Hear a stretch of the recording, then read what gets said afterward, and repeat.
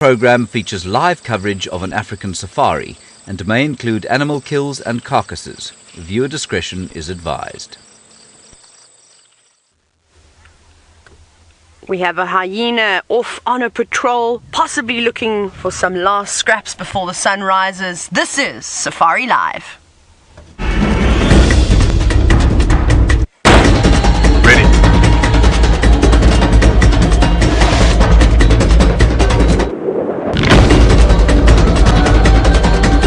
Standing by.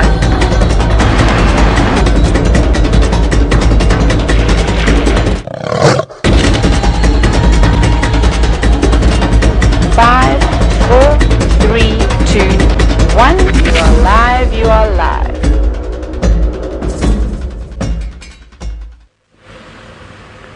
Good morning, everybody, and welcome to another sunrise safari, or should I say sunless safari. The clouds are back over today.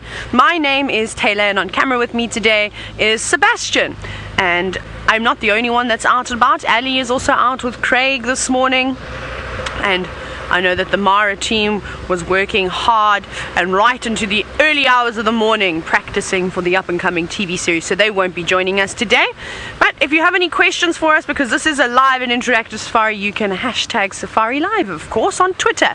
Now, a moment ago you may have seen that we had a hyena.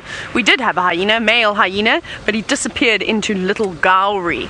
And we actually see that quite often when we come to the edge of Weaver's Nest, first thing in the morning. There's quite a bit of hyena activity around. And possibly there will be some activity maybe at the den at some point, whoever's closest. Between myself and Ali, we can go and have a look. But first things first, it's important that we check the boundaries to see if anybody has crossed in.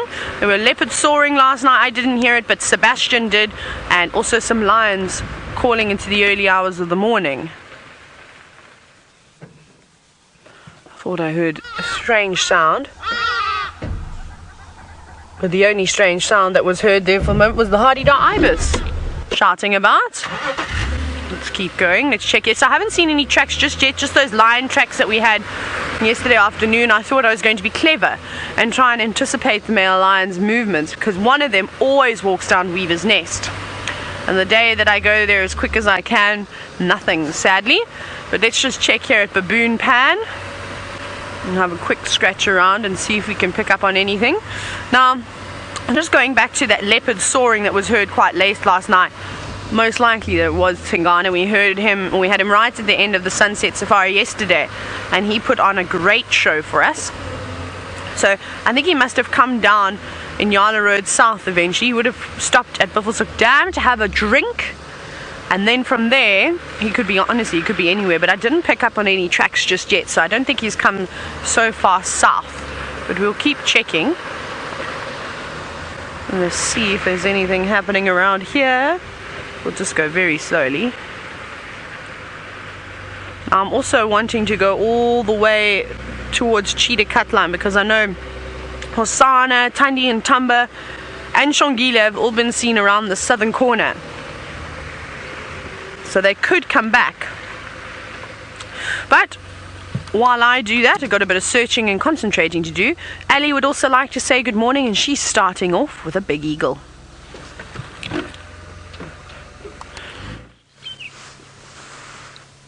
Oh no, Taylor, I wanted to confuse everyone and pretend I was the eagle. Maybe too early for that. Good morning, everyone. Nice to have you guys on board. My name is Ali, and on camera with me today I have got Craig, aka Batman. And we're not too sure what we're going to get up to this morning. We thought of looking for lions as well, checking pretty much the northern side of the property, see if perhaps any of them had come out, perhaps not. But if you've got any request of what we should look for, please feel free to send them through using the hashtag Safari Live, and we'll see if we can find it. Now, it's been a bit dark, and luckily the sun has started to semi-shine, so it'll be easier to pick up on any tracks. We've been wandering pretty much with our noses stuck to the ground just to make sure that we don't miss any tracks, which I'm not 100% sure I've managed to do entirely. So let's carry on and see what it is. I was also kind of hoping that while we were waiting here, something would roar. And by something I mean any of the lions that inhabit this area. But it seems like they're a bit shy. And around about 5:30, I thought I heard a lion roaring, but I don't know if it came from too far south. So if not, elephants would be nice. I could look for elephants this morning.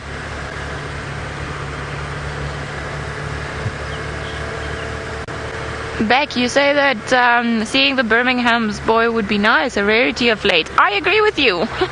And it's not for lack of trying, because they walk all around Djuma and then we follow all the tracks. Even Herbie yesterday, he was like, I don't know what's happening with these lions. He had a bit of a taste of what we've been going through, but it's good, because sometimes I feel like I'm going crazy when I see all these tracks and then they go and they come and they go and they go again. So it gave me a bit of peace of mind that I wasn't going crazy, that it's not me, it's actually them. By them I mean the Birmingham boys. Yesterday we had tracks for them pretty much all over, and then all of them crossed out. So like I said, I thought I heard one earlier on, but I wasn't still out of my room, so the sound was a bit muffled, but it did sound like it was from quite far away, so it could have been any other lion. Now also we've got some buffalo, and I'm sure the buffaloes are only returning because the lions are not here. But oh well, we shall carry on, perhaps check that new road, see if maybe Shadow is somewhere around that area as well, and I don't know, I think leave the door open for anything that we might find this morning. Any options are good. Any living creatures with a heartbeat and with hair, probably instead of feathers.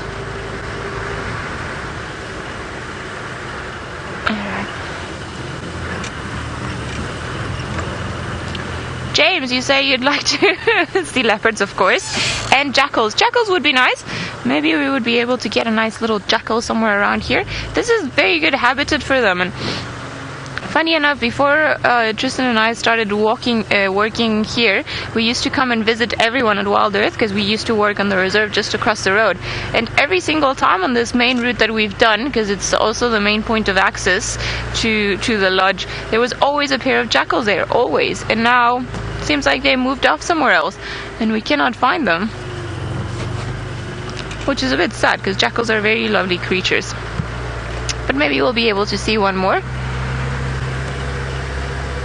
Alright, Shadow on top of a tree.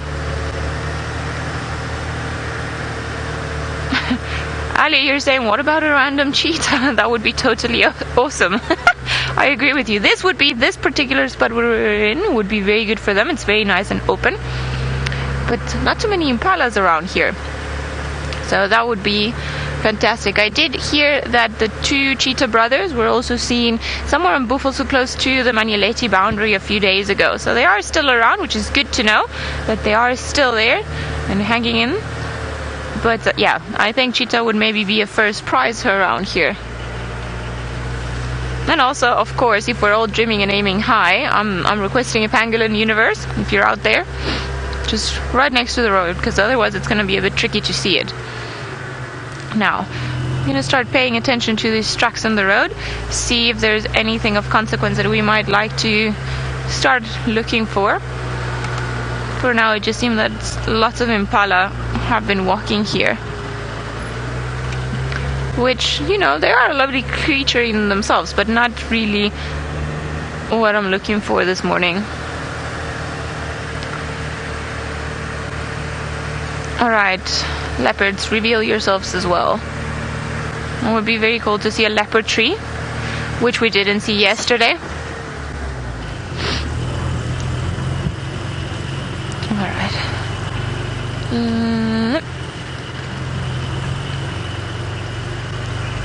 Okay. I think maybe what we are going to do is just check that new road once more. See if there's anything around there. Check the spot roughly where Shadow was yesterday. And see if maybe we can come across any of those small creatures.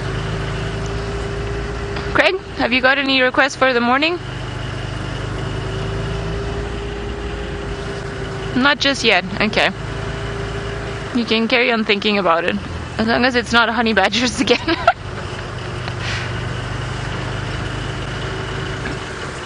Alrighty. What's here? Nothing here. Morning, Mike. No updates yet. Alrighty. Tracks. And off we go into the new road. going all the way down here. Ooh, I thought I had seen a leopard track. But no. It is a funny morning today. It's not as pretty as yesterday, but the air still feels very charged. Ali, you're saying the sky looks nice and warm. Or my scarf. The sky or the scarf? I'm lost. I'm sorry. I think I spoke before thinking. If it's a scarf, it is very, very warm. If it's the sky, maybe not so much. I think yesterday was actually a lot warmer than what it is today, even with all that crazy mist that we had. What is this?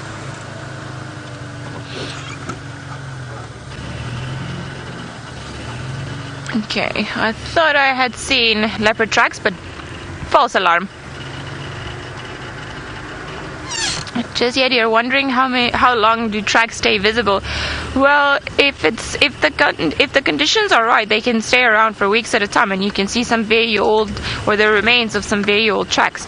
As a matter of fact, when we were driving around yesterday looking for lion tracks, we bumped into some old lion tracks that were perhaps a week old. The good thing is that they look quite tattered, so you're able to tell that they are old and that the animals have not been walking recently. So that's good. But the idea is to be able to find very fresh tracks that look very pretty. The edges are still very, very sharp, and then you know that you're onto the good stuff. But for now, it seems like not too much here. I think maybe it's light enough for me to start turning off all the lights on this Christmas vehicle that we've got. Well, I mean Christmas because it looks like a Christmas tree with all the decorations that we put on them. Alright. No tracks here. It's tricky. Gets a bit tricky because there's a lot of grass still on this road. It's quite a sandy road, which is wonderful to try and pick up some tracks if an animal does step on here. But there's also a lot of, and I don't know if you can see in front of me, there's a lot of grass and little things still growing. So if they get blown by the wind, it makes it a little bit more difficult to try and find anything. And I think I must say, going out tracking and sticking your head on the floor is one of my favorite things. Seems like Taylor has managed to find a herd of striped animals. I wonder if they're still wearing their pajamas. I feel as though zebra never quite get out of their pajamas. I think they must be my spirit animal, because when I'm on holiday, if I'm at home, that's what I just live in, is pajamas. Off they go. They're not hanging around for us this morning, but there's a whole group of animals, and I think if I go forward, we might be able to see the impala and the kudu too. They're a bit jumpy, so I wonder what spooked them throughout the night. There's another gap over here.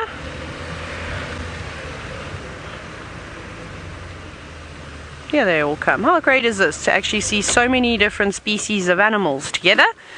We've got impala, we've got kudu, and we've got now the striped horses that have just joined the party. They're the impala looking at us, and the kudu don't seem to be too bothered. They're browsing at the moment, and this is a great spot. I would feel very safe if I was standing in and amongst these animals.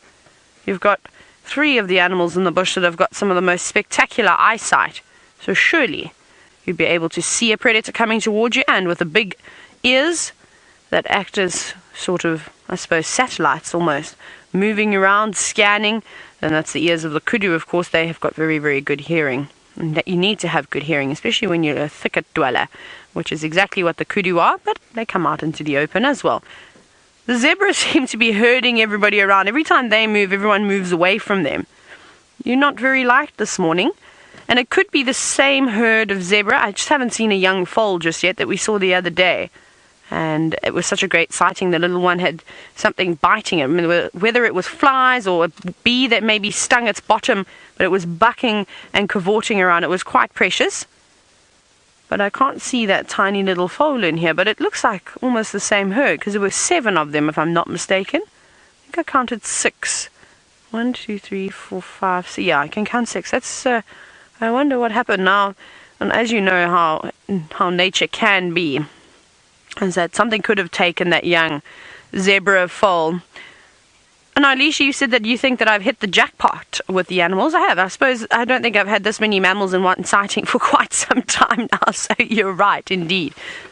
But I'm just a little bit worried that I can't see that zebra foal. But there have been lots of lions roaming around just on the boundary of Chitwa. The Styx Pride keep popping their noses in every now and then. And of course, a hungry Birmingham on a boundary patrol would easily snatch up something like a zebra, and even a big male leopard, actually. Even a female leopard would be able to take down a juvenile zebra and even a juvenile kudu. Look how dainty they are, just feeding. Now, as these kudu are feeding, it's quite nice. You can see how tall they are. You can see that they're starting to form a browse line, which is evident sometimes. You can't see it all the time. And I used to see it a lot in Zambia with the mahogany trees. I always tell the story how it looked like they'd been pruned, but it wasn't. It was just the kudus and the impala feeding on them. But that's what they're going to do now. We should start to see lots and lots of browse lines developing on the trees because, as we know, the grass is not as tasty as what it normally is. So everything that can eat leaves will. Especially the round leaf teaks too. We'll start looking at some of the round leaf teak plants today. And you'll see how quickly they disappear. They never hang around in the bush too long because everything resorts to eating them. Oh, everyone's coming towards us today. That's quite nice. Look at this. We're actually just going to sit here and wait for them. They all slowly have changed direction now. They were feeding straight east, but they're slowly going north. And I'm hoping if we just sit here quietly, it might take them 10 minutes, 15 minutes. But eventually, I think they're going to come right past here. And it'll be an incredible crossing. Won't be anything like the wildebeest and the zebra crossing in Kenya, I'll tell you that. But it's exciting for Djuma. It's nice to have different species of animals hanging around here. What are they feeding on now? Now they've tucked into a large fruited bush willow. Sarah, you say that you've never heard of a kudu. Wow. Well, it's one of the most beautiful antelope in Africa, I must say. The one that we're looking at now, he's still quite young. This is a male, so the males have horns and the females don't. This is particular to the kudu species, so there's lots of antelope species that same rule applies, but of course there's exceptions. Some species of animals, both the male and female, have got horns. But he's only probably just over a year old, probably coming to around 2 years old now or so. But he's looking lovely. They grow very, very quickly, but those horns are going to take quite some time. But eventually he'll almost double in size. And Sarah will look out for a big kudu bull. There might be one lurking at the back of this herd, just creeping up from the rear, because they're exceptionally impressive. But there's lots of animals out here that are actually related to the kudu. When I say lots of animals, I mean antelope. So they're in a family called the Trachylephids. So it describes the shape of their horns, the spiraled horned antelope family. There we go. You can see the difference now between the male and female. And the bushbuck and also the inyala are sort of cousins of the kudu. They're much smaller than the kudu. So we'll see if we can find you some of those. But Sarah, I'm glad that you've got to see your first kudu, and they're crossing right in front of us. Oh, look at the two little ones coming just at the back on the right. There's a mom coming, and then look at these little ones. Whee! 3 of them racing across the road, not wanting to get left behind. Yes, you 3 better catch up because it's a bit dangerous if you hang right towards the end like that. Something could snatch you up. And they will learn the hard way, unfortunately. Sometimes nature only gives you one chance. If you're lucky enough, though, you can escape the claws of a leopard or a lion. It's not impossible, but you've really got to fight for your life to try and get away. Most of the time, they don't necessarily stand a chance, especially a young kudu like this. It hasn't got any horns to try and protect itself. They might be quick and they might be able to jump high, but sometimes that's just not enough. Let's go up a bit further forward. Bye, kudu. All the little ones seem to have a spring in their step today, which is lovely. We'll have one last look at the zebra. The impala is sticking right close to the zebra. They keep tucking themselves into these thicker spots. I just need to go up a little bit further and we'll hopefully look back. See, every time we move, the zebra moves too. So straight away that says to me that they're not entirely happy with our presence. But some of them keep putting their heads down onto the ground. Well, we're not in a shopping centre. Our zebra don't seem to be sticking around. They keep giving us a slip, ducking behind some trees. However, Ali is now catching up and joining us in the mammal game.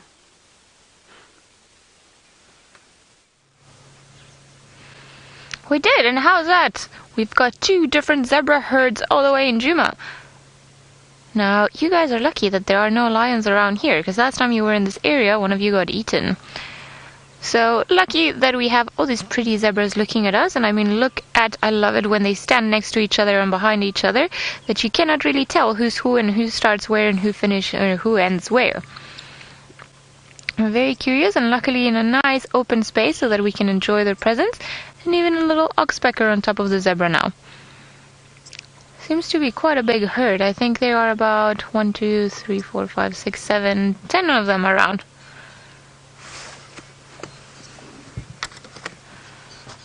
Douglas, you're wondering if the stripe pattern amongst females and males, if it's different. Well, it's different from any zebra to any other zebra. All zebras are colored differently. Or, well, maybe not colored, but striped. All of their stripes are unique to them, the pattern. So when you see a specific pattern, then it's specific individual, and then another one might have a bit of a different one. Now, it seems like we're going around in circles with the zebras. I'm not too sure what they're up to, but they are perhaps in their own way doing a bit of exercise this morning. And they're all going and hiding behind the bushes. Well, at least we have this beautiful zebra walk. And there's a tiny youngster. Well, not so tiny anymore, but young anyway. And its spots seem to finish. Its stripes seem to finish. They don't go all the way down to its tummy. And the last 2.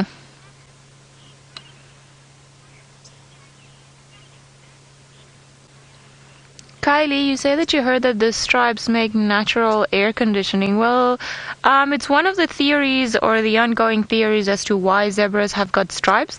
It's believed that the white and the black, they create convections of currents of air whereby the attraction of the sun and the white repels the sunlight, will create almost like mini tiny currents of air in between the stripes, allowing the animal to cool down. However, I think it's been a theory that has been long disputed, as there is no real evidence that it helps the animal cool down altogether. And they also believe the gnus, they pretty much go through the same process, because they also have some of the stripes on the sides of their neck. So yes, it's almost like a mini air conditioning version of them. However, I think the scientific community is still a bit on the fence about that and if it really works. But they've left us now. I think they caught up with Taylor's herd, and these ones are also giving us a slip, so we are going to do that and then carry on as well, because we don't want to be where we're not wanted. Alright guys, I think maybe we can carry on. But yes, zebra stripes, I think those have been one of the longest standing mysteries for the scientific community. Nobody can quite figure out why zebras have got stripes. There are many theories around it. One of them is the air conditioning. Another one is obviously camouflage and help them blend with one another. And then there's another theory that every few years gets disreputed and then it comes back into fashion and then it doesn't again. And it's that the stripes prevent a very annoying type of fly, the tsetse fly, that's the carrier for the African sleeping sickness, from landing on them. So take your pick. There are quite a few out there, and they all seem to choose different things. I think the one that seems to be the one at the moment that everybody or the scientific community is leaning a bit more towards is now again the tsetse fly one, because they have done some studies, I think in Kenya if I'm not mistaken, or in Tanzania, might even had been in the Masai Mara, whereby they realized that for some reason the flies do not like landing on base stripe patterns. So I'm not too sure why. Maybe it also confuses them. Perhaps they cannot see it with their million eyes. But it's quite an interesting theory. Alright, Shadow, this is where you were yesterday, so if you're around, we would love you to pop your head up. If not, that tiny little cub. We shall see. No trucks on the road though. I think maybe we should turn left now and find out what there is on the more eastern side of Djuma. Not around here. Perhaps Shadow has also moved a little bit more into this direction, but we will keep an eye out for tracks and of course for elephants. I think that's going to be my mission for the morning. Try and find elephants and any other rare things. Now this is where she crossed. Okie dokie. Let's go to Taylor, see if she spotted any tracks while we look for her own. Nope. We only were just with you a moment ago, so nothing has developed since then. We're still looking. We're still trying to get into the area where Tingana was last seen, but we're obviously quite a distance out. So I'm making my way towards Inyala Road, north and south, and then I'm on Central at the moment, and to have a little look around and see if we can pick up on anything.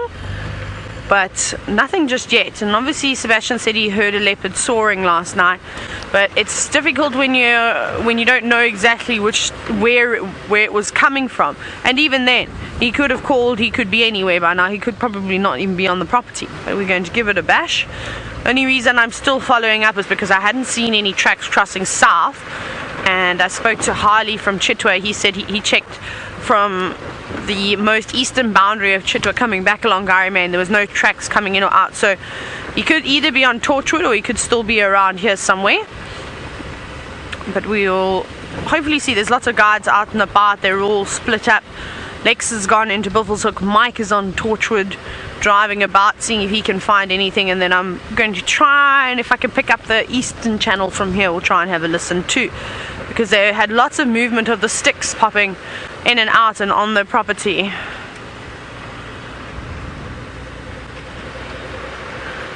Langston, you're wondering if leopards are an endangered species. Well, they're definitely threatened, unfortunately, by many different things. Poachers not only like rhinos and elephants for their ivory and for their horns, but they'll go after the cats too, which is very, very sad. So leopards are particularly involved in the animal skin trade, and you can imagine they've got beautiful coats, but those coats should stay on the leopard where they belong, not on somebody's floor, or not to make a coat or anything along those lines. So I suppose, yes, we've got to be careful. The leopard population in a particular species that is threatened is the Cape Mountain leopard. There are not very many of them left at all, and they live along the coast of South Africa. You see them occasionally. You normally see lots of camera trap footage of the Cape Mountain leopards. They're quite shy. They're much smaller than the species of leopard that we get up here. You know, males only weighing a maximum of about 60 kilograms, females much less than that, maybe about 30 or so, between 25 and 30 kilograms, whereas a big male up here, the average size in the Sabi sand is well over 80 kilograms, so they can get rather big, and the females can even weigh up to about 60 kilos. So a huge size difference, but that's got to do a lot of things with they're not preying on the same species. They also don't take a lot of their carcasses up trees, because along the coastline there's not necessarily massive trees, and they live along mountains. They go after things like baboons and guinea fowl and smaller sort of prey species. So I actually wasn't on Central, I lied to you, I made a mistake. I was on Battalier Road, but it's good, we might as well just check here anyway. And then we'll go, I think we're going to go up Vulture's Nest then. It's good to check around here. I'm just listening. Mike has picked up on some female leopard tracks in Torchwood. We'll see what develops from that. He hasn't particularly said too much just yet. I think he's still trying to suss out whereabouts they're going. Nothing here. It's actually very quiet on these roads. I haven't even seen hyena footprints this morning. Not even one. Just lots of impala tracks. And we'll go through here. I also need to try and find... No. You know, when the car goes, I'm going to go one way. and you're going to go something else. I got into the sand and my tires just went fine. I'm in low range now. Now the sand stands no chance. I'll just power through. It's very thick. Okay, and we'll go back around the side.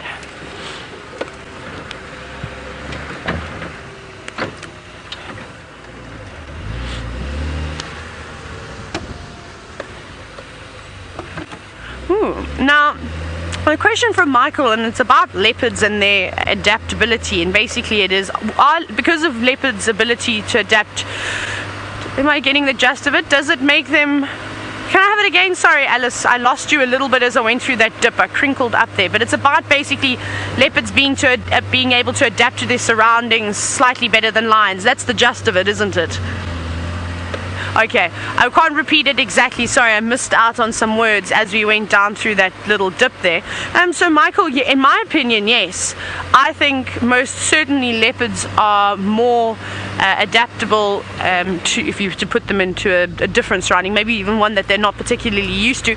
Not talking about snow and temperature and stuff like that, but just with the types of vegetation. However, lions are really good at doing that too.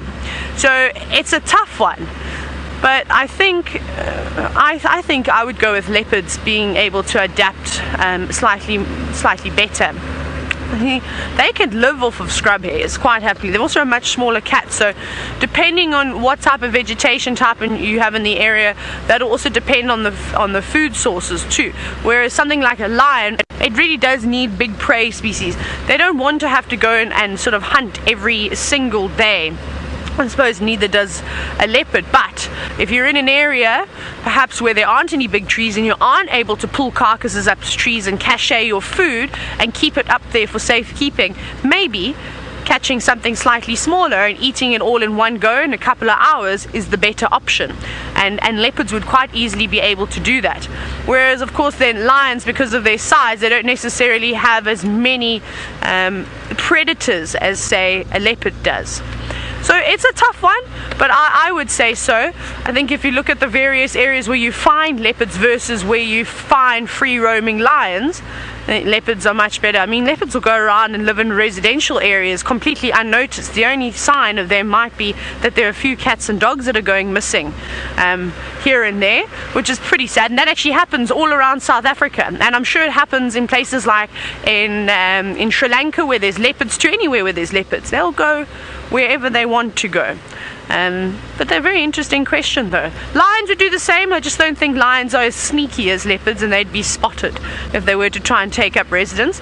But there was that story a couple of months ago, maybe actually even been last year. Time always flies when you're out in the bush bubble and you forget, you know, when things actually happened in the real world. But there was a leopard that was going around and catching a whole lot of penguins up around Cape Town, the Cape Town area, and it caused quite a stir. But that's just because that leopard is now living along the coast and it's not sure what else it's going to eat on, and it's so wild. These penguins, they don't really have a great defense. This is an easy meal for me. So of course it's quite clever of the leopard to go for the easiest meal that it can possibly get, the chance where it has a least possibility of getting injured, and that's exactly what it went and did. So it's not the leopard's fault, you know, and penguins have probably never seen a leopard before. They wouldn't have even known what that was. Well, now they have, and now they know what to look out for. But it was just a very interesting thing. There was everyone was going, are we in the leopard's favor, are we in the penguin's favor? Alice, I'm really sorry. I'm actually struggling horribly this morning to try and hear you. I think I need to try and play with volumes. Can I do a quick comms test with you? Sorry everyone, I'm just struggling to hear. I need to adjust. Can you count to 10? Sorry Alice, otherwise I won't be able to adjust the volumes.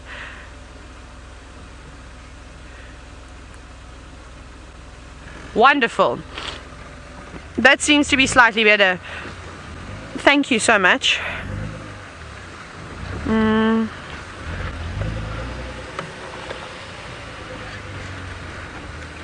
There we go. Natalie, there we go. Now I can hear the question for you. Do leopards have any kind of pack structure? Interesting. Well, you see, this is a tough one now. No, not typically, because you'll see mom with her offspring, both male and female, mark and defend territories.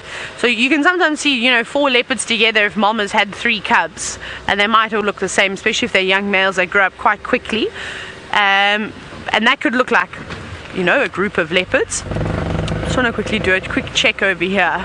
So I haven't seen any tracks coming down. Maybe we must go back up and towards Buffelshoek Dam. But I have seen a male and a female leopard hunting together before. They were mating, and they ended up catching an antelope and feeding on it. This was Mashabeni and Little Bush, who is the mother of Mvula. So I couldn't remember. I had to remember. It's Mvula's mother. So quite interesting that happened.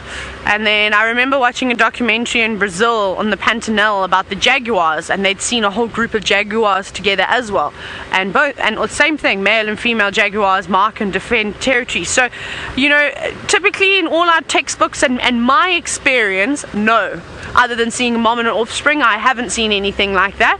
But who knows what actually goes on in the bush when we've got the cameras turned off. The animals, they surprise you all the time. Like, for example, look at that footage. I know maybe someone can try and find it. I forget how many jaguars were together. It was like 4 or 5 or something ridiculous like that. It was quite interesting. It was quite a while ago that I watched this. My memory's a bit off about it. But I have the series at home. I'll have to try and watch it again to scratch up about it. But anyway, so normally it's just with the lions. The lions, one of the reasons why they're so successful is because they're the social cats of the big cats. And then of course cheetah, the males can form coalitions, but typically you'll just see one female and her offspring as well. So they're not really as sociable as the lions are. Now I don't know where Tingana has walked, unless he's just settled in somewhere, because there's no tracks of him. But the light is also quite poor, so the tracks aren't standing out as easily as what they normally do. The thick wall of clouds. It's lovely and warm this morning, even though I am dressed up like an Eskimo. It's pleasant. I think for the first time you haven't heard Ali and I say the word cold, which is unusual, because we normally say that about 50 times each on a morning safari. But it's very pleasant today. But we're going to keep heading down towards Buffelshoek Dam, and that's the last place, and that was the last direction that I saw Tingana going in. We'll have a scratch around there, but I'm going to send you across to Ali. She's beaten me. She's already arrived at her first watering hole.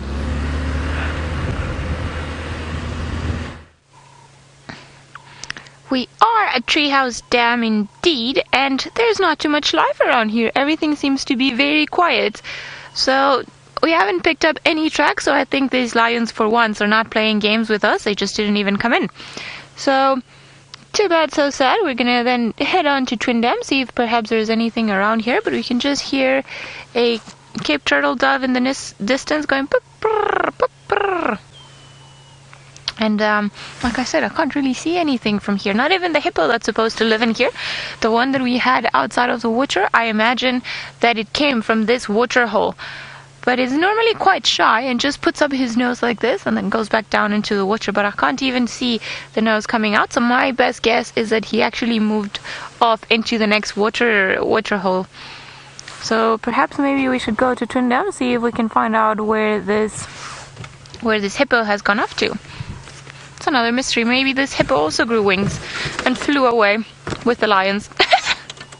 That would be quite something if all these animals had wings.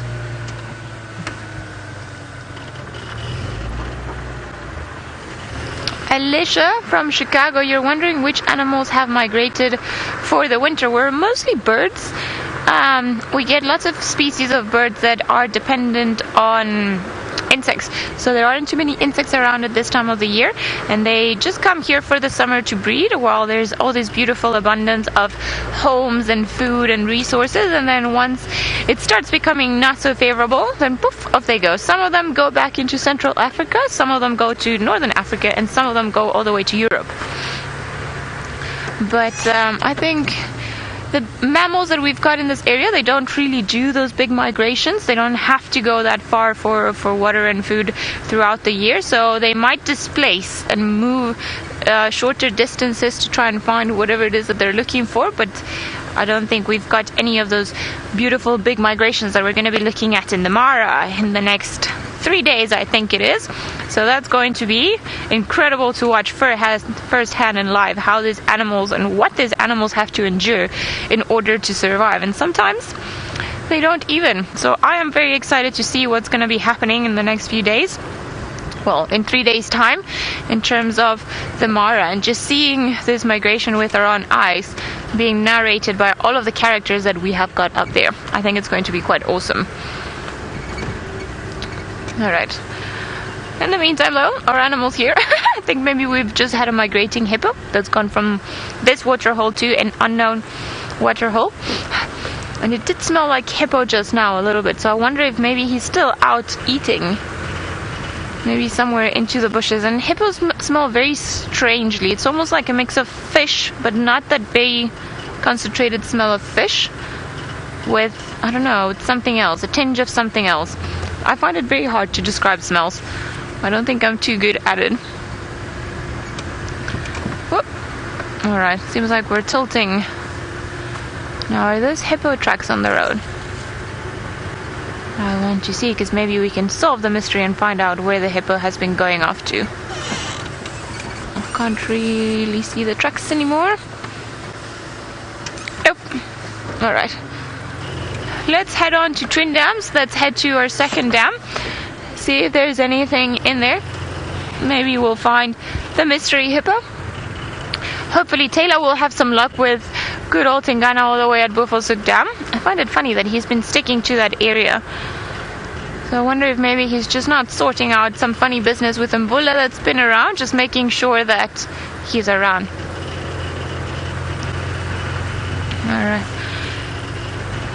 Alright, seems like some of the guys are reporting on the radio that they heard lions roaring very far north from here. So I would imagine they have gone into Bufosuk.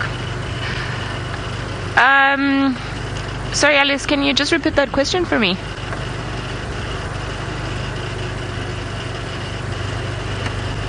Yes, yet you're wondering if the water holes stay full all year.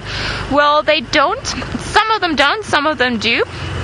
Now, it depends on the rainy season. If we've had a wonderful rainy season with lots of water, some of the water holes might hold enough water to last all the way through winter, but this water hole has gone down in the last few weeks that we've been seeing it, because it hasn't rained pretty much since April. Now, there are also lots of water holes around this area, and in the Sabi sand in general, there are artificially pumped using underground water. So it's water that is readily available in the environment, but we pump it into a water hole because we've got to look after the creatures that we've got around here, because they only have a limited amount of space to go. But out of all the dams in Djuma, only the one in front of the lodge, the Gauri Dam, that's the only one that gets pumped. The rest of them, if they dry out, then they will dry out. And we will not fill them up, as far as I know. Seems like the clouds are starting to break. Maybe that will make everyone start enjoying the morning a little bit more, because it's been a bit on the quiet side.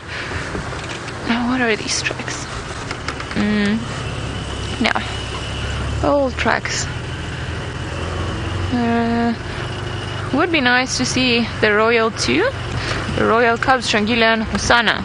They haven't been around all that often lately, so we would really like to see them. So maybe we should just wool them out of Little Gauri, which is where I think they've been spending a lot of time, which is pretty much just straight ahead of us.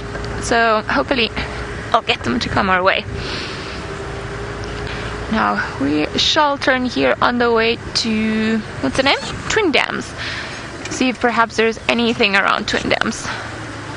And also, of course, checking for any tracks around here, although I think Taylor checked in this general area when she was doing her boundary patrol this morning. But who knows, sometimes you leave a dam, you come back 10-15 minutes later, and there will be something in there. So fingers crossed, guys. I am hoping for elephants. Oh, well, of course, a lion on the dam wall would be quite unique. We haven't even seen too many birds fluttering around. Seems like Taylor didn't come right at Bufosuk Dam, and we are on our way to Twin Dam. So let's go over to her and find out where she's going next.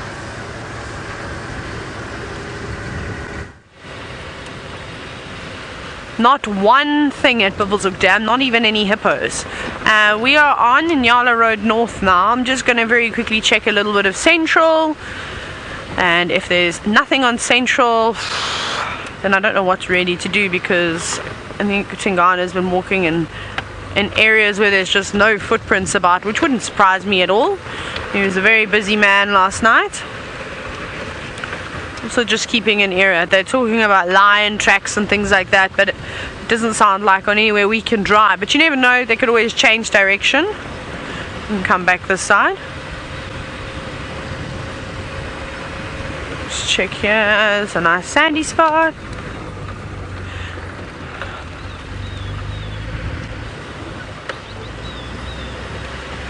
Wow. Quickly listen to the radio. Alice, is Ali listening to the radio? Can she hear about that elephant sighting?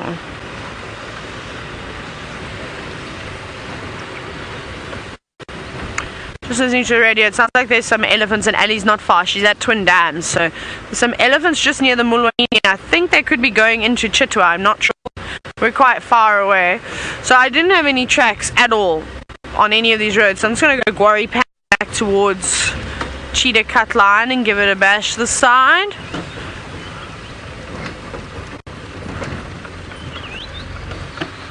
Don't know if these babblers are going to sit still. Probably not.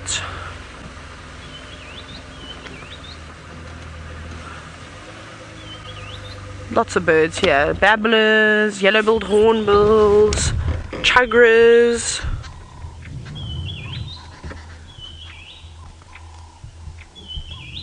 You can just see them fluttering about. There's a hornbill. The babblers are still up in the top of the tree. Just listening to all the different birds. Have a listen, it's actually quite pretty.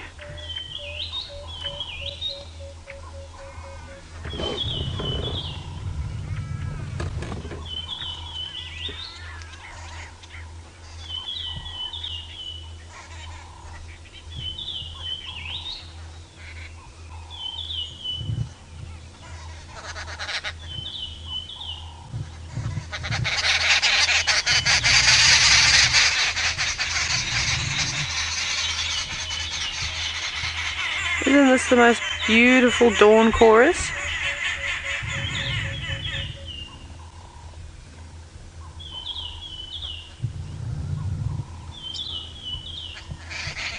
Definitely hear a white-browed scrub robin. I don't know what that hornbill was going after. What are you doing? Oh, it's got an insect down on the ground. Yeah, it's a little bit lower. What did you catch? Well, it's gone now. How's that dedication? Diving through that bush willow, trying to get an insect of some sort. I wasn't quick enough to see, but now it's staring down into the grass. Look at that concentration on its face. Very focused.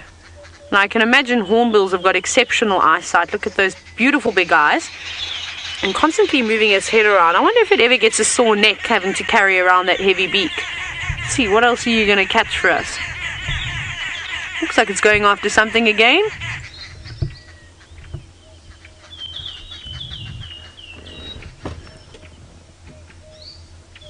There's something in here that I don't know.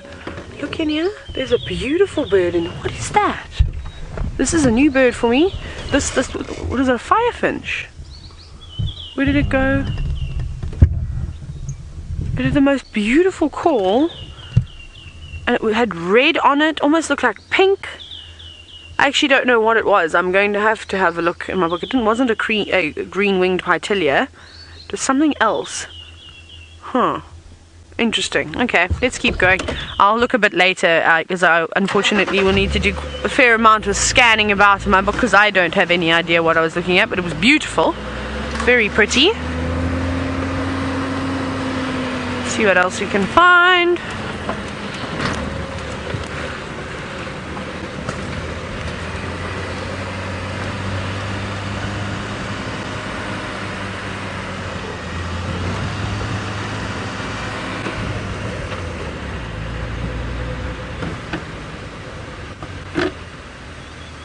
Starling? Starling doesn't want to hang around.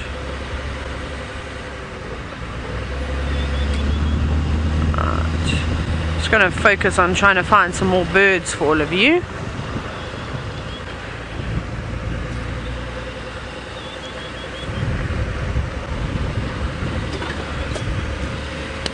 You would swear with the amount of time that we spend looking at birds that my bird list would have thousands on it, but it doesn't. It's a bit disappointing.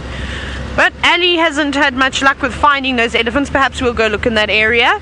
So she's got a bird. Let's go see what it is.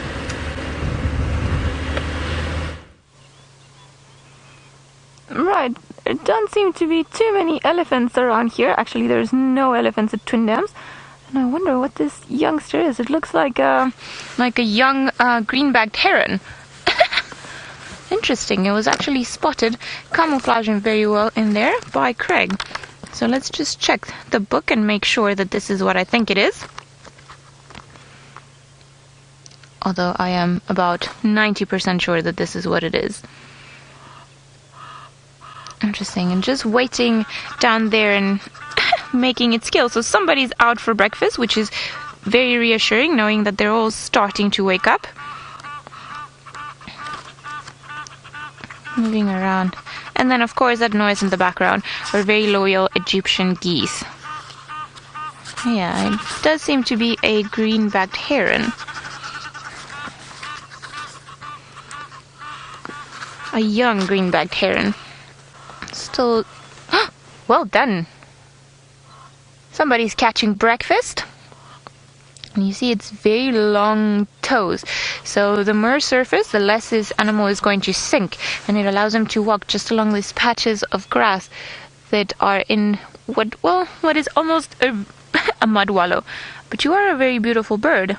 And I don't know if you remember, we normally see one on Chitwa. And now we have found one on Twin Dams, which is quite exciting.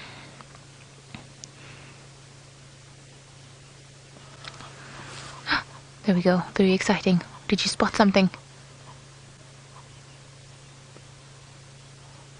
Look at the patience and how they've got to move.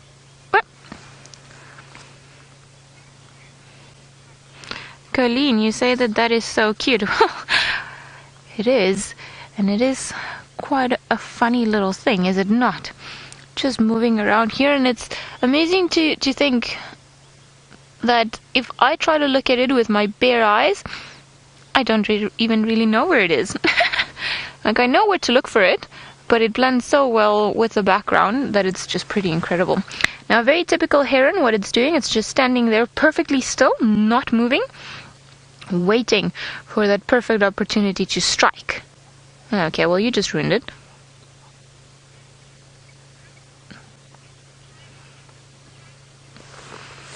Kristen, you're wondering if it's tiny because it looks so small. Well, it is a lot smaller than all of the other herons that we get in this area. And as an adult, it's about 40 centimeters. No, that's too much. About 30 centimeters tall. So it is one of the smallest herons that we get in this area. Exciting news, this one. Approaching the water and then ready to strike very quickly and grab its prey. Now, I don't think there are any fish in there. I think it's just going after perhaps some larvae or little insects that might live there, like we can see now. Yeah. Well, I think it's been quite successful. I think we've seen it catch its breakfast a few times now.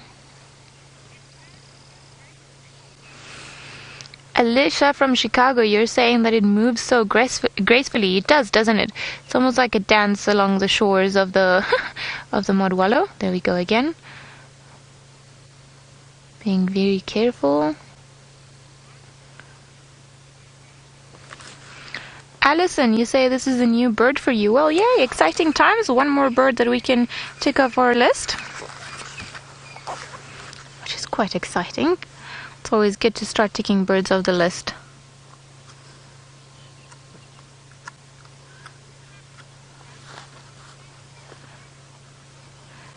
Daniel, you're saying that it looks like a plover. Well, almost. It might almost look like a plover. But they are a lot bigger than one of the plovers. But they do share the habitat with them. So I think it's funny because we've got the heron on the one side and Okay, well, we should have had a plover on the other side, but I can't really see any of them. Now we've got the big dam on this side, but like I said, I don't think there is anything around here. Just the Egyptian geese. And sometimes we get the little plovers just moving up and down the shore, but these are the two guilty ones that were making all that racket while we were looking at the heron. So we are looking at you guys now, no need to panic. You'll also get your 5 minutes of fame. And they've been swimming around in the dam and just enjoying pretty much their morning bath. I haven't seen them start feeding. I think they're just still grooming themselves, preening themselves, keeping all the feathers in very good condition, while the more industrial little heron is already looking for its meal.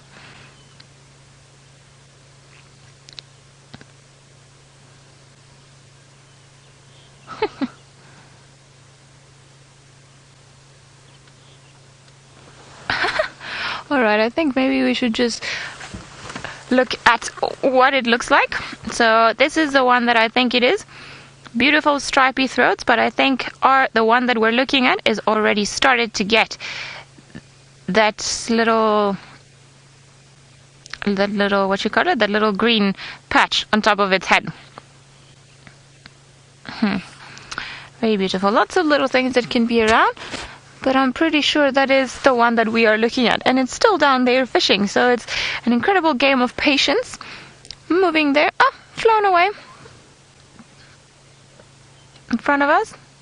Carry up all the way down into the water. Now maybe it's decided that it wants to come to a bigger pond.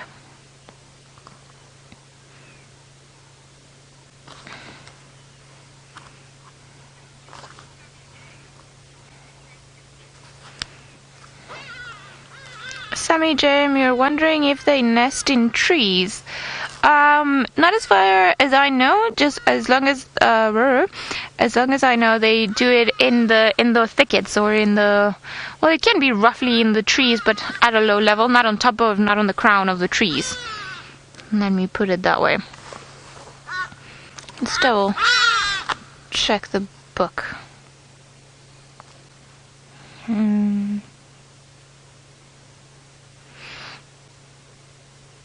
Yeah, mostly on mangroves. Very beautiful. Now, there seems like there are some news from some of the guys in the east. Apparently, the Styx lions are, of course, somewhere along Gowrie and as well as one of the Birmingham males. So I think it's the same one that we had coming in yesterday and going out, so we know where one of them is. And I think there have been more lions found on Buffelshoek far north from where we are. So fingers crossed we will have some of them coming back tomorrow morning, but I think we are going to leave the dam and carry on looking for some elephants around this area. Maybe we will come lucky. We had an unexpected visitor, so thank you, Craig, for spotting that. It was a very good camouflage thing to see. And it's nice because I haven't seen one of them here. I've just seen the one at Chitwa Dam. So who knows, perhaps this is one of the offspring of the one at Chitwa Dam that has dispersed onto a new waterhole of its own.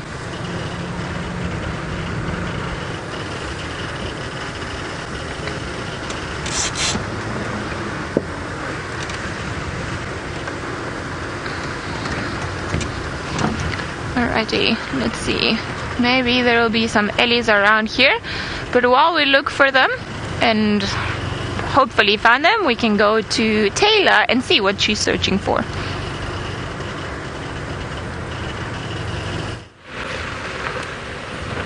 We're still bumbling, still haven't found any tracks just yet. I'm probably going to move completely out of this area now. I don't know where Tingana has gone to. Maybe he made a kill somewhere and is just in the thicket. He often utilizes and moves around on the drainage line, so it then makes it very difficult.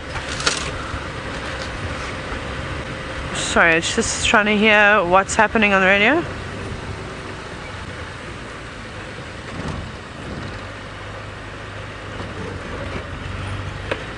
Rexon has found some lions, but I don't know if it's anywhere where we can drive.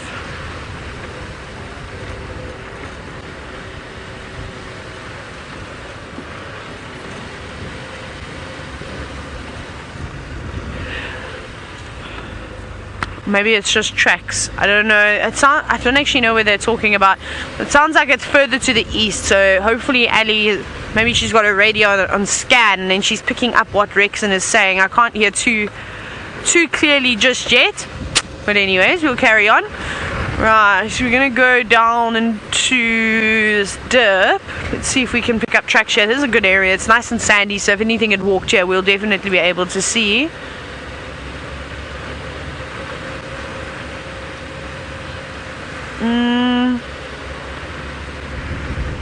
Yeah, there's nothing here.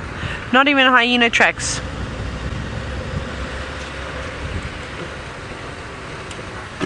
Ooh, no brakes. That was quickly. Ah, hold on. Wasn't that fast as being dramatic.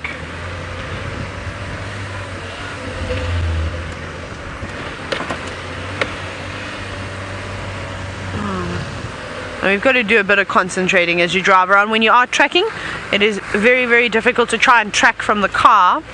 That's why we spend so much time off of the vehicles. It's easier to see when you're walking at a much slower pace, and also you're a lot closer to the ground than when you are driving. So that's probably the trickiest part. Trying to stay in the car and find animals. It doesn't actually work very well at all. Let's check here. No, these are just hyena tracks. Okay, let's go down this way.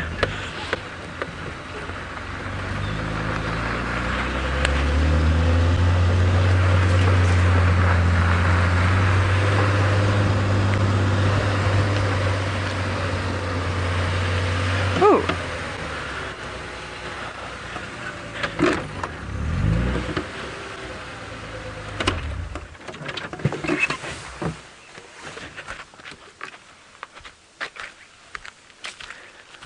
Look who was walking around here last night. There are your tracks to go with this. There's a porcupine quill on the ground. I actually can't even see its footprints. It just shows you how tough the light is at the moment. I'm actually just scanning to see if I can see any footprint. Nope. Not anything decent from the porcupine, so maybe it's not from last night, perhaps it's from another night. One day I will see a porcupine on Nyala Road South. I always say it. It's the only spot on the reserve where you constantly are seeing fresh diggings and tracks and porcupine quills all over. Let me just get plugged in quickly. So we'll see if we can find some diggings. It's quite dusty as well. That's just because it could have been from it being on the road. Oh, beautiful colours though, and quite a big one too. About the length of a ruler, about 30 centimeters. Very sharp tip at the over here. If you press too hard, that'll go straight through your finger. And you can see why porcupines are not necessarily the easiest thing to catch. They might not be able to run away very fast, like an impala or a kudu would be able to. But they've got this as their defense. And even when a leopard or a lion successfully catches a porcupine, they normally get a couple of these. Normally get a couple of these quills stuck in their chest, around their neck, and their face, and their paws. It's very difficult to come out unscathed when you're challenging a porcupine. Now, Lara Moy, you said that this is a nice quill. It is. It's probably one of the better ones I've found. But like I said, quite dusty, as you can see. Well, if I give it a wash, it'll be good. It can go into my collection. I don't know too many things out here that really utilize a porcupine quill other than a porcupine. But beautiful. Also, that black and white helps with the camouflage quite a bit. We'll put that down there. I need to put it in a spot where I'm not going to prick myself. We'll put it actually there. Now, Violet, you're wondering if that quill is hollow. It is indeed. It's just keratin on the outside. So when you burn it, and I actually did the test, it smells as if you are burning your own hair. I don't know why when you burn your hair on your arms or your hair on your head, that you always get that, to me I get that like a peanut butter, a strange peanut butter smell.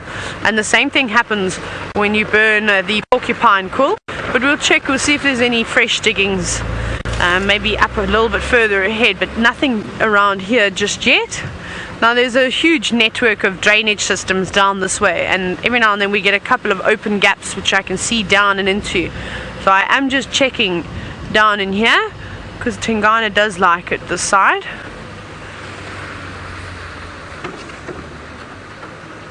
Hang on, let me just want to quickly go back.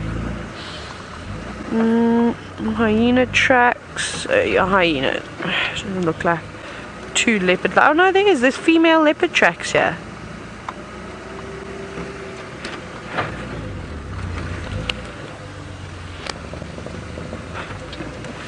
Okay, I'm gonna have to call. I'll call these in a moment. I'm gonna try and show you. I don't know if I'm too close. Let's give it a bash.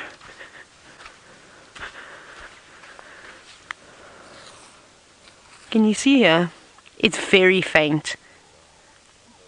The light is so poor. There's a back pad and the little toes. I think this doesn't look like a fully grown leopard. This tracks are quite small, very fresh. Definitely a female. I'm not going to try and guess actually who it's going to be. Let me get the right radio. Stations I've picked up on Mafazi, Ingwe and Konzo on Inyala Road south, going towards those pans. Sort of still at the moment going in a southwesterly direction. One following up.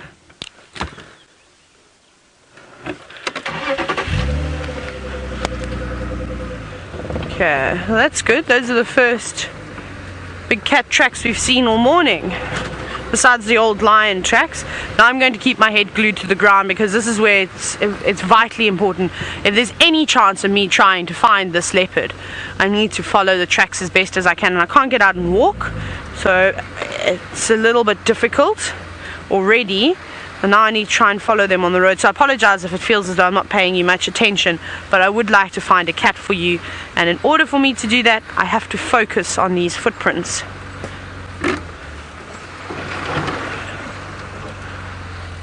No, there. I don't think I actually need to get out the car and walk. They're not on the road anymore.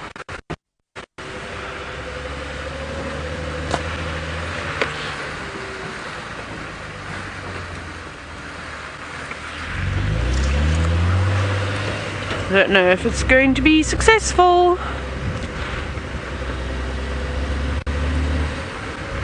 This cat has gone off the road now and into the bushes.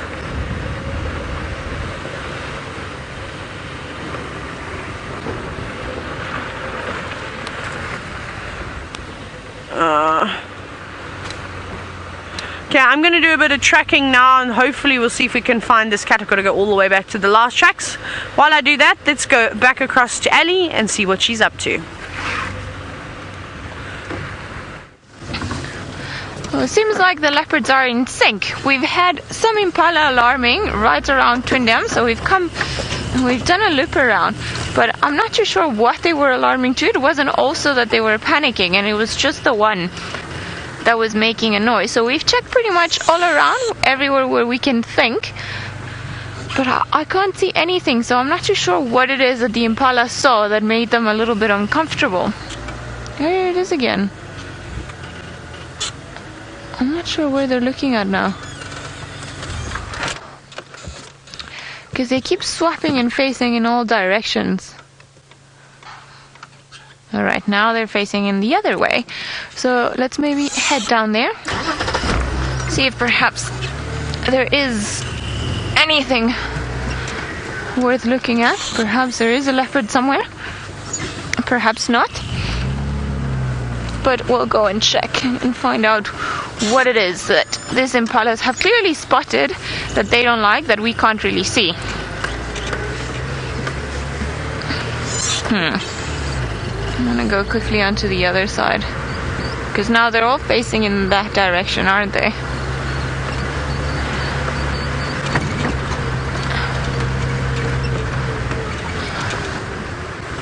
Alright guys, where is your enemy? I actually think that this impala might be alarming at the Egyptian goose.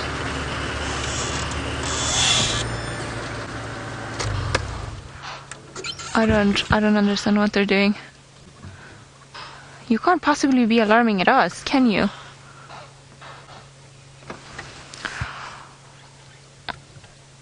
I think think I'm going to aim for a snake. I reckon that's what they're looking at. Some crazy alarm calls.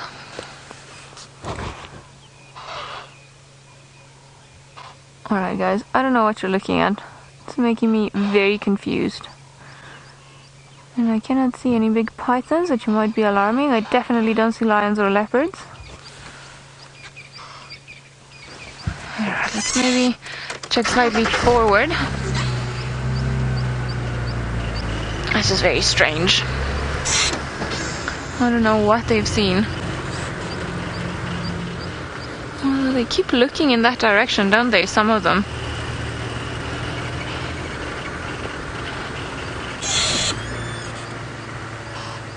And it's still the same female that carries on making that alarm call, and that keeps looking in the distance now. I'm gonna maybe swap around and just see if maybe we have missed a leopard somewhere around here. They can clearly still see whatever it is that they don't like, but I'm checking all the trees and everywhere I can think of. There are no tracks.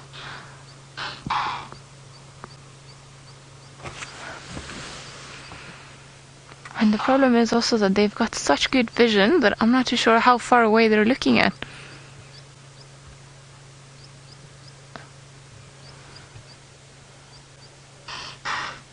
Okay. I think maybe let's turn around and go into Gowrie Main. See if maybe that's more to where they're looking.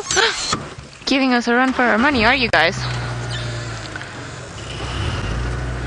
They're all so that is the alarm call, so the warning call that impala give when they spot something that they're not comfortable with. And normally they make that call when they spot any potential predator. So that can be used for a lion, for a leopard, for a big python.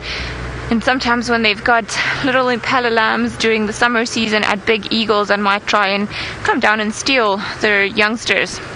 But I have no idea where they're looking at because we have circled all around. So knowing leopards, there's a very good chance that there might be one of them around here just hiding out. There are lots of possible good hideouts for leopards, but I don't know where they could be. I think they were looking roughly here, weren't they? This general direction. So let's try and do another loop and see if perhaps we come across anything. I am hoping perhaps it's a small leopard like Shongile would be, because I know she likes this area as well. Maybe she's the one that was spotted by the impala, or I don't know what else the impala could have seen.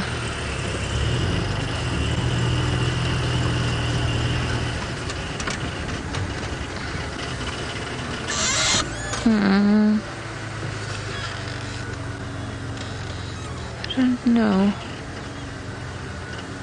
Not on top of the tree there. Like we said, there are not even any tracks on the road, so if there is a leopard, it hasn't crossed any of the roads that we've been driving upon.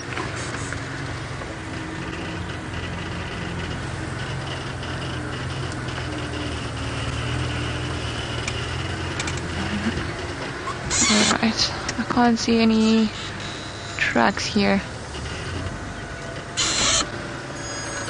Very strange.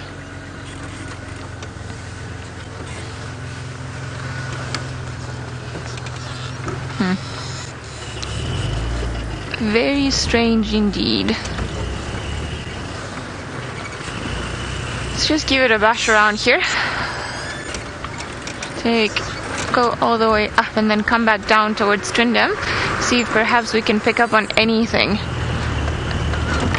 Not too sure what's going on with those impala, because they seem quite determined that there's something there, but it would be quite strange as well if they were alarming at us, because they were looking in a different direction. So maybe I'm going to expand our search just in case whatever it is that they saw has moved off.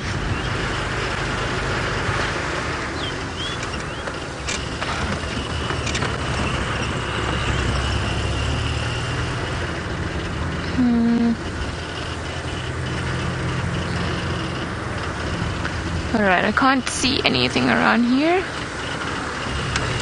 No trucks on the road either. I think maybe we need to go down the Molowati again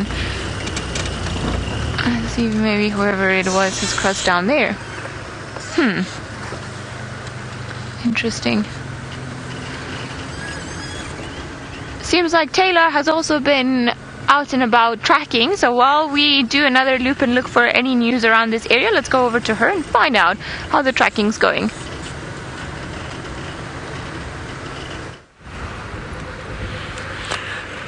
I don't think you can call what I did tracking. I basically just got out to confirm where the tracks were going. Sorry, someone has lost a cover for their lens. These things are not cheap. We will keep that and call it in and see if any one of the photographer guests that are, or the many photographer guests that are on the property have maybe lost it. Yeah, it's hard. I mean, ideally when you're tracking, you'll walk and walk and walk until you find the animal, because if the animal's not on the road, well then you have absolutely no chance of finding it at all if you're in the car. So we are going to check here on Vulture's Nest. The tracks cut into the block, and there were also some in Yala that came from Vulture's Nest and moved across the road and are now on the other side of the drainage line from where we were. So that maybe also says to me that something gave them a fright. They moved out of the area. And tracks of them weren't running, they were just walking. Let's see if we can pick up anything over here.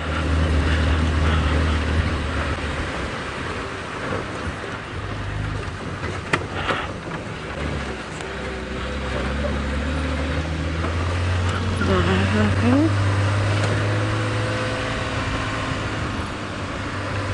Now, Kristen, you're wondering if any part of the Kruger National Park or the Sabi Sand is fenced off. Yes, the entire thing. So basically, the animals have got 8.5 million acres of land to roam around on. So we've got a fence in the Sabi Sand, and it runs along the western boundary from the north all the way down west, and then to the south again, all the way down to the, you won't be able to see it, to the Sabi River is where the last fence ends in the south, and then it's completely open to the Kruger National Park. And then there's a fence in the Kruger National Park that goes through Zimbabwe and Mozambique, and eventually it joins all the way around. So yes, there is a massive fence, but the area that the animals can move around in is massive. See, it's open to the Timbavati, it's open to lots of smaller private game reserves too. Thorny Bush has just recently dropped their fences between Kruger, so they're now also open, which is quite good. I'm sorry, I just really want to try and find this cat for you, but now I can't see any tracks coming out here, and this is about the area that it looked like she was coming in. It was coming back this way. And there are some big game pathways too.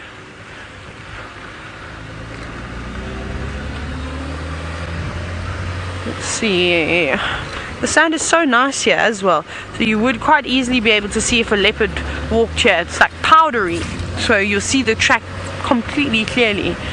And there's lots of big trees too, so I'm just checking in the tops of the trees. This is why it's so difficult, just because not only are you trying to focus on the road and see if there's footprints, but you're also trying to scan the bush and try and talk. It's serious multitasking that you have to do, but you can also see why it's so easy for us to miss animals as we are driving around. Very easy, in fact, to miss animals when you're trying to do all those things at once. That's why we come back and we do the same road 150 times, just to make sure. There's nothing coming out here yet, which makes me think that she's still inside this block. I just want to check a little bit of central as well, and if not, then I'm going to get out the car again and walk in where that leopard walked in.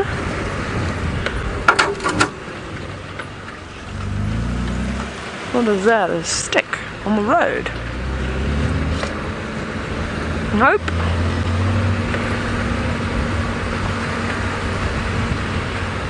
Still nothing here. Where are you? Why are you hiding away from us?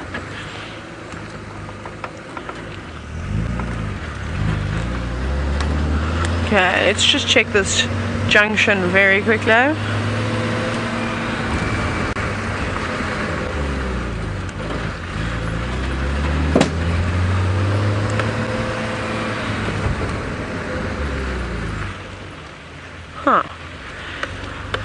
Okay, let's quickly check here. It's very confusing to try and put together everything. This track looks so fresh as well. It looked like they'd just been put down onto the ground.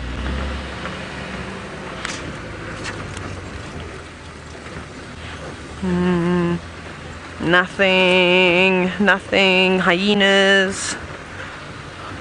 Okay, let's go back to the last tracks.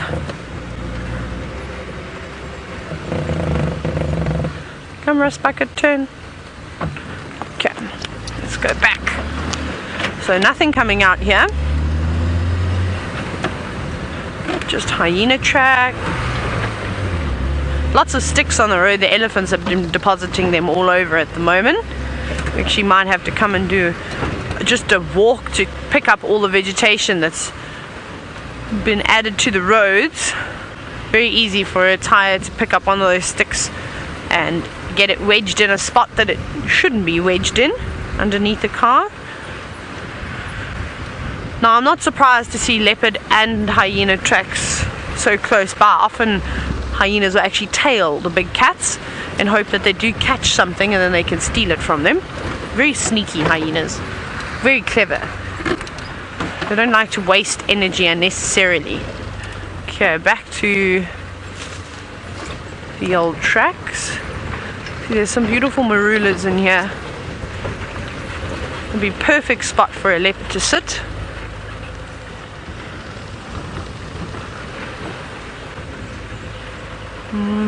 Also trying to figure out where those leopard tracks come from, because I didn't pick them up when we first came around here, and I still don't see them. But we've been seeing that quite often, where we just have leopard tracks coming out of nowhere, moving all over the property.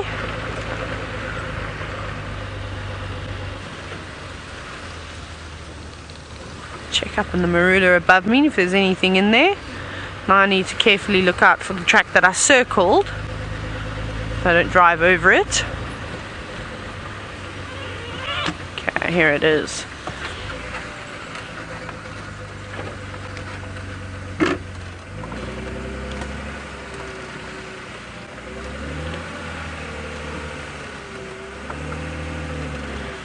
Now, naturally, you're wondering, do leopards mark their territories in a way that other animals do? And if not, why do they return so often?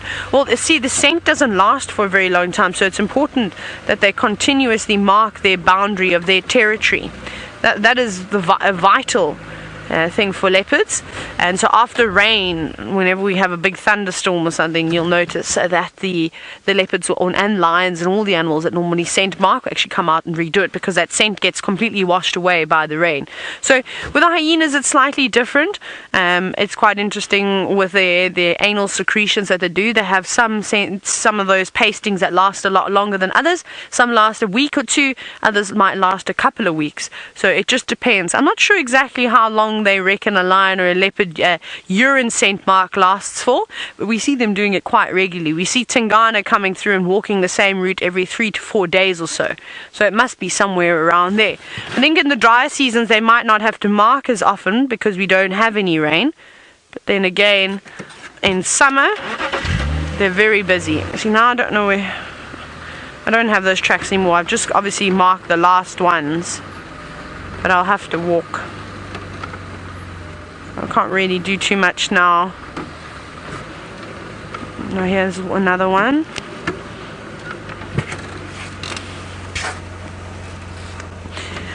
Michael, you wondering if I've got a favorite memory of tracking a leopard on foot? Not necessarily tracking one. I had quite a cool experience once. I was doing a walk with guests, and I'm just sitting now. I picked up 1 or 2 more. They come off of the road and then back on the road again. So it wasn't necessarily a tracking experience with a leopard, but I was on a bushwalk and I was talking about Timboti trees. We were in this Timboti thicket right next to the drainage line, and the next minute, as I said to my guests, let's just listen very quietly because there were a couple of birds. I think I was actually looking for white-crested helmet shrikes, so there was a flock of them flying about, and they're quite pretty. So I'd said to them, let's stand quietly. As we went quiet, at that exact moment, a kudu bull barked. He couldn't have been more than a couple of meters away from us. He was also just standing in this thicket. And we spotted him, and I looked at him, and he wasn't looking at us. He didn't care that we were there and talking. He knew we were there the entire time. He just didn't want to make his presence known. So I thought, that's unusual. So he barked, that deep noise right next to me. I jumped. I got such fright. All my guests did the same thing, and I looked at him and I saw he was looking across the drainage line towards a massive jackalberry tree, probably about maybe 40 or 50 meters away. So I stared, and then all of a sudden I saw a leopard come down the base of this jackalberry. She then stopped, looked at us out in the open. It was beautiful. We had a stare off, but she wasn't showing any aggressive signs. She was very nervous of us, as are most cats. When they're on the floor, sorry, I thought I pulled my earpiece out. When they are on the ground with us, and then she decided to move off in the opposite direction, which was really cool. We then went to try and find her in the car, but I think she'd got quite a fright. She's known as the Kalenge female, and she's quite a skittish girl. We didn't really see her that often in the cars either. So that was quite a nice experience. But next time you come back to me, I'll tell you a cool tracking story I have of lions, one of my favorite tracking experiences. But we're going to send you back across to Ali. I'm going to jump out the car and see exactly where these leopard tracks go. And hopefully I'll see you shortly.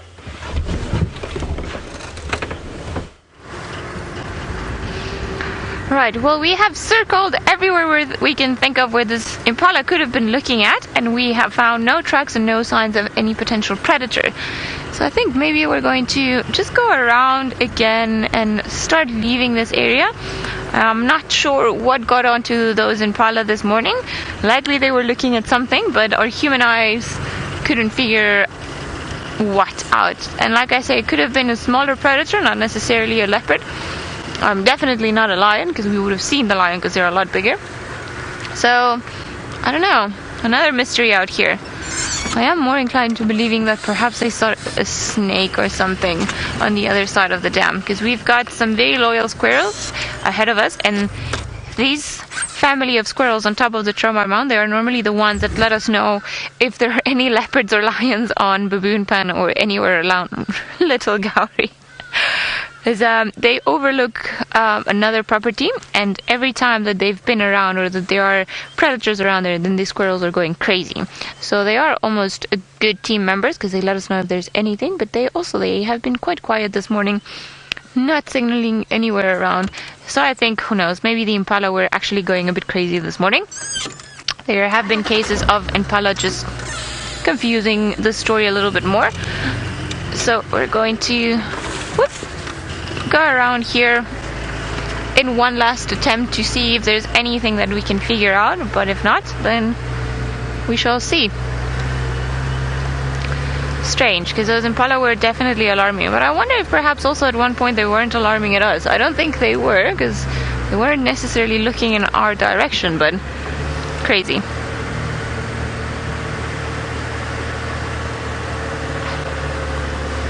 Michael, you're wondering if the alarm calls sound different for different predators. Well, I cannot distinguish for the majority of the antelope, it's just one general alarm call. That noise that we heard, and some other species like the kudu and the ana, they have a bark.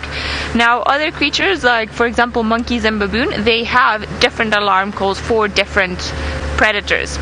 I'm not aware of impala having more than one specific noise for different species of predator like some of the other creatures out here do.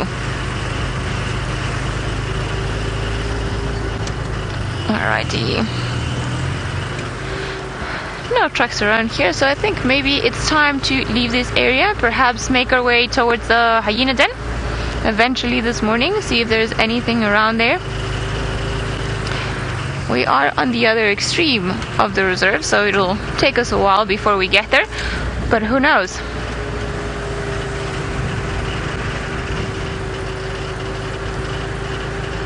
Speaking of hyenas, Adele, you want to know what is the best smelling animal I don't know. That's a very interesting thought. I don't know. Impalas don't smell too bad. They don't stink. So I think a lot of the times we just have to choose a less stinky one. Lions have quite a strong smell, and so do leopards. Wild dogs definitely, I think, wild dogs and honey badgers win as the stinkiest ones of them all. And I don't know. Maybe some sort of species of antelope. They don't smell too bad. They just smell like a deer. What do you think, Craig? Any particular choices? Yeah. No, I think any creature that belongs to the hyena family or to the mongoose family, they are quite stinky. Elephants don't smell bad either. They just smell strongly. Hippos don't smell good. Yeah, and well, leopards, when they scent mark, there's always that little popcorn scent that's left there, which has kind of ruined popcorn for me for a while. So that would be my guess. Seems like we are finally starting to have a clear blue sky in front of us. The clouds are starting to dissipate and going towards the eastern side, which is funny because that's where the sun is shining. So I don't know how long this blue sky will last. Might be the only little piece we see today. So I'm hoping all these clouds will go away so we can have a beautiful look at the moon tonight. Alright, Taylor has been out the car tracking, so let's go to her and find out if she's smelled and stop and smell all the popcorn.